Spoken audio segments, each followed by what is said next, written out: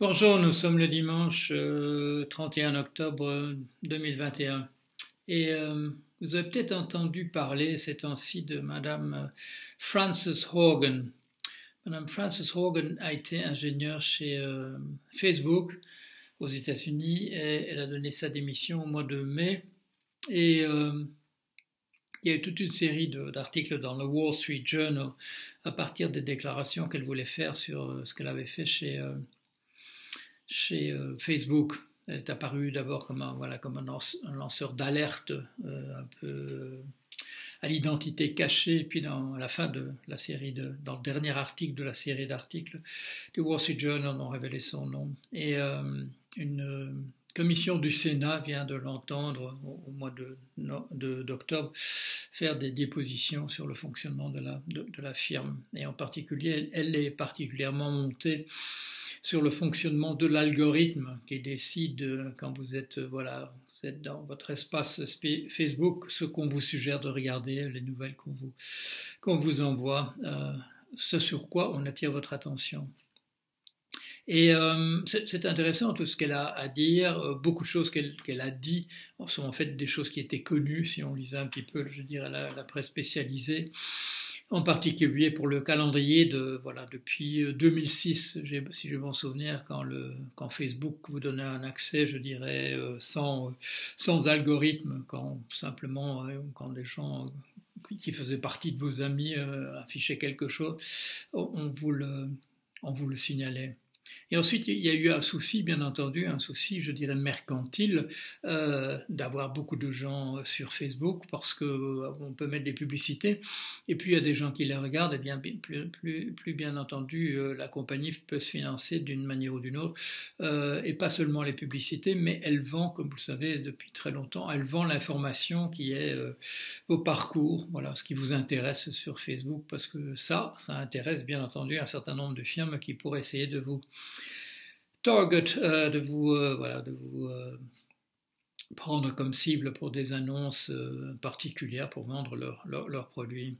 Et au fil des années, on a essayé chez Facebook d'être de plus en plus intelligent, c'est-à-dire de maximiser, bien entendu, ce qui les intéressait eux, votre présence. Et on a tenté différentes choses. C'est pas que ça manque de jugeote du côté de Facebook. On a réfléchi beaucoup et en permanence sur ce qu'il fallait faire pour vous intéresser, pour que vous reveniez, pour que vous soyez là.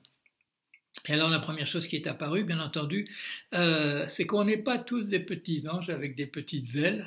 Il y a des choses qui nous intéressent. Nous avons un bon ange, mais nous avons aussi un mauvais ange. Et alors, la logique du profit, elle ignore la qualité des anges qui nous conseillent et ça a conduit Facebook à créer par exemple un petit emoji, un petit émoticône qui représente le fait que vous soyez furax, des choses de cet ordre-là. Ce qui vous intéresse, c'est pas uniquement ce qui vous remplit d'ataraxie et du bonheur suprême, c'est aussi ce qui vous énerve, les gens que vous avez envie que vous n'aimez pas et dont vous aimeriez bien qu'on vous dise du mal.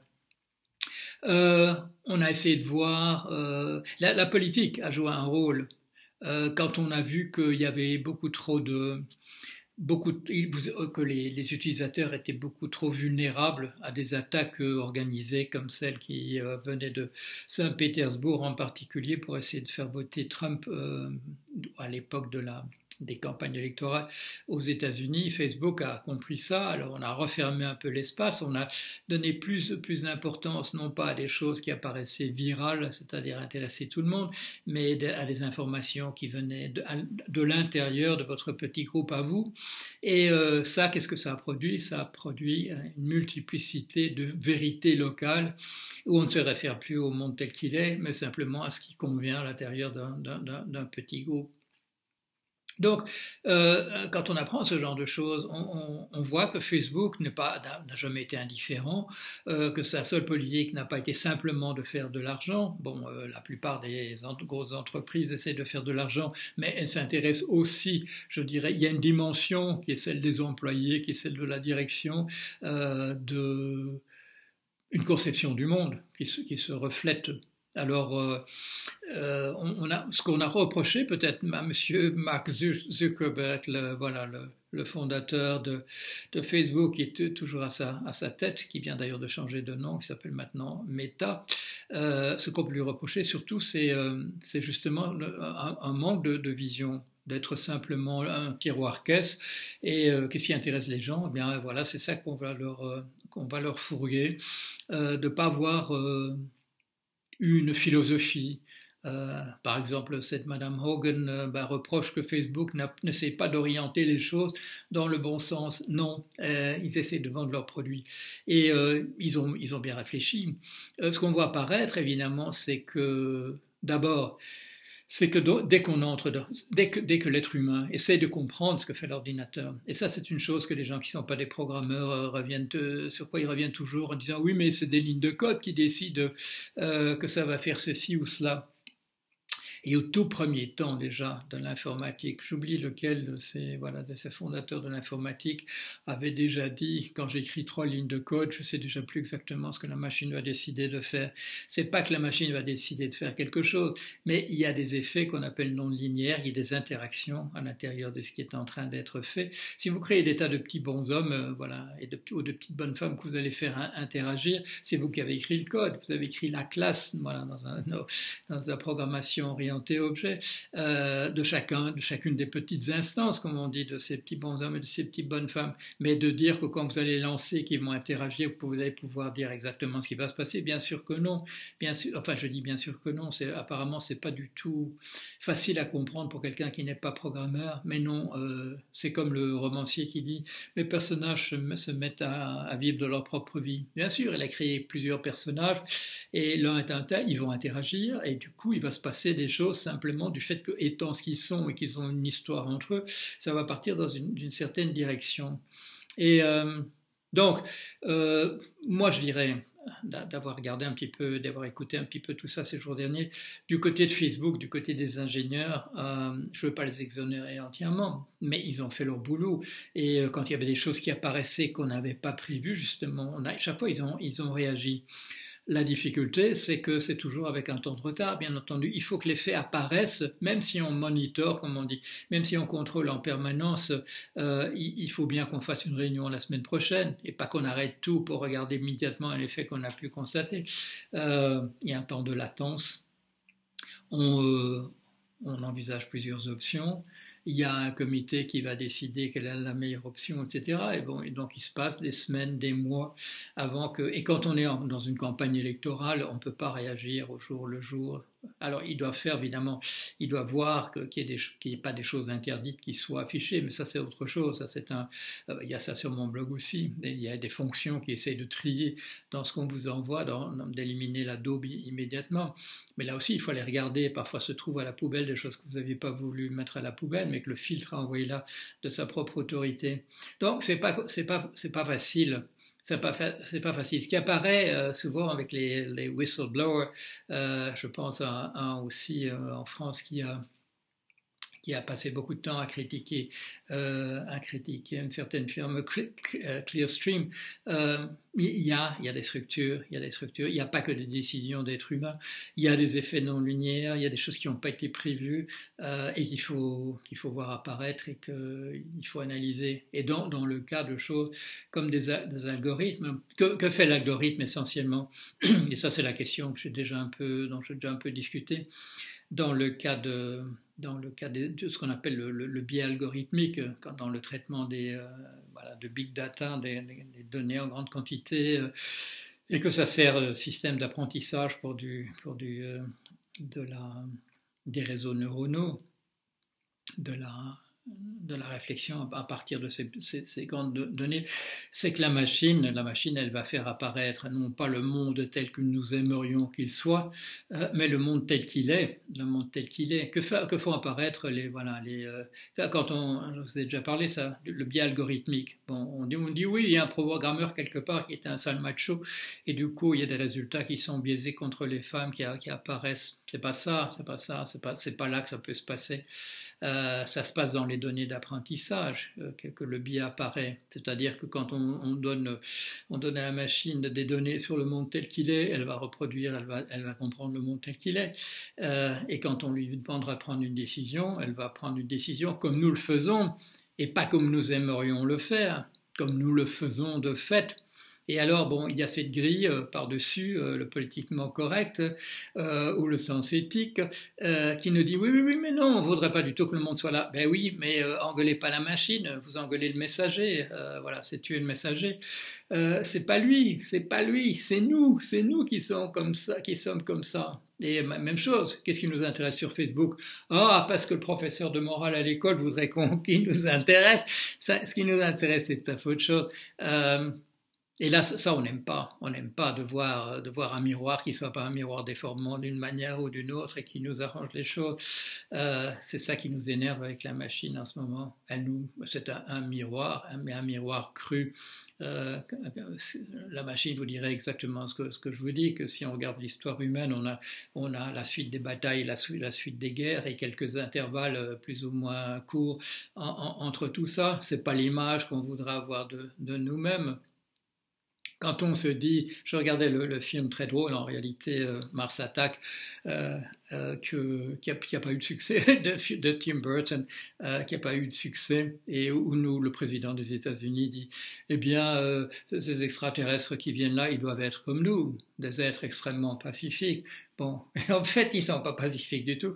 Et c'est parce que nous, on n'est pas pacifiques non plus. Voilà. Alors, qu'a fait Madame Hogan en réalité? Je lui reproche pas d'avoir attiré l'attention là-dessus. C'est pas mal qu'on comprenne comment ça marche véritablement et quels sont les problèmes auxquels doivent faire face des ingénieurs d'informatique.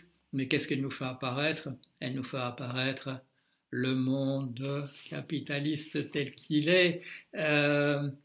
Comme des tas d'autres choses que nous dénonçons. Et c'est bon, ça c'est le débat que j'ai depuis pas mal d'années avec les décroissantistes qui disent ah voilà, il faut décroître, et que je dis, chers amis, nous sommes dans un système capitaliste qui ne va pas rendre ça possible. Alors, vous voulez décroître, il faut d'abord supprimer le système capitaliste.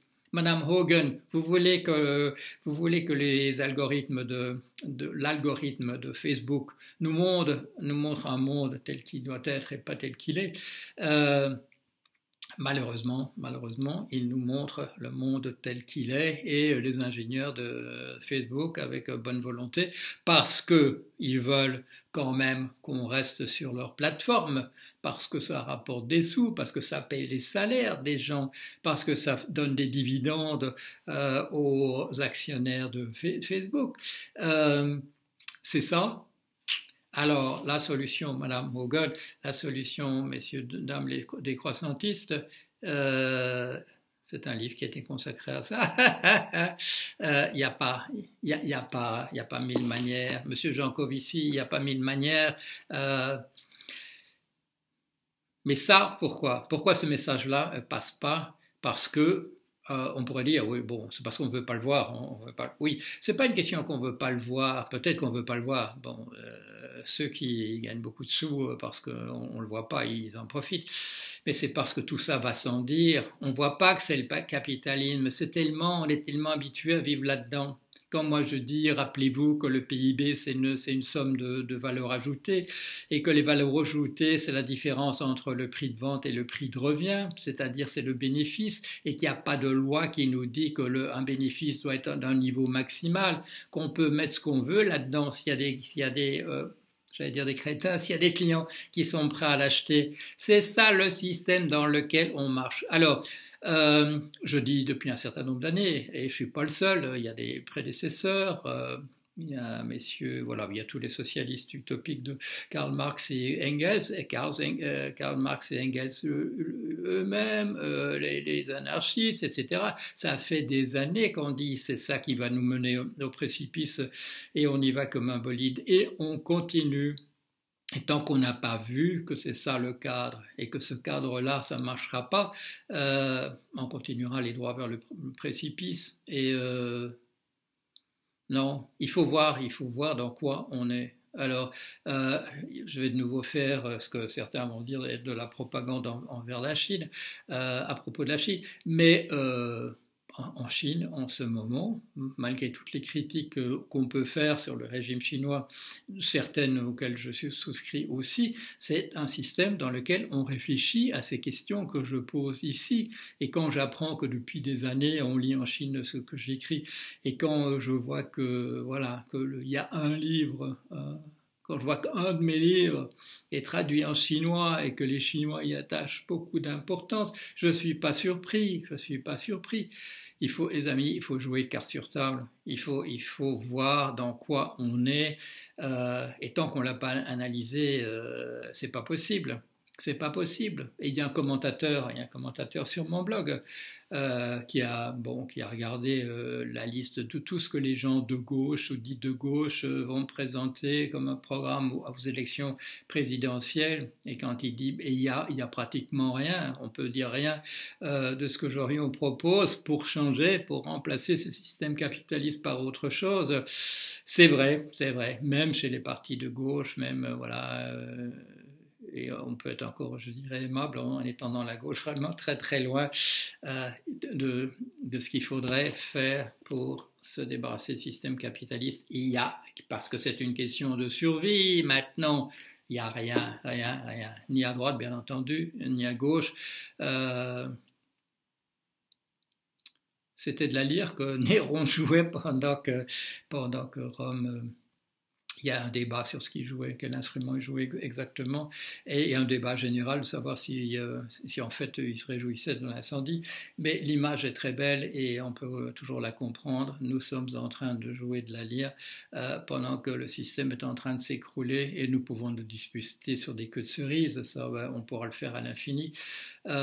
Jusqu'au jour où on se rendra compte que les États-Unis sont devenus un pays fasciste aussi dangereux que l'a été l'Allemagne nazie, et ils sont bien partis pour ça, excusez-moi.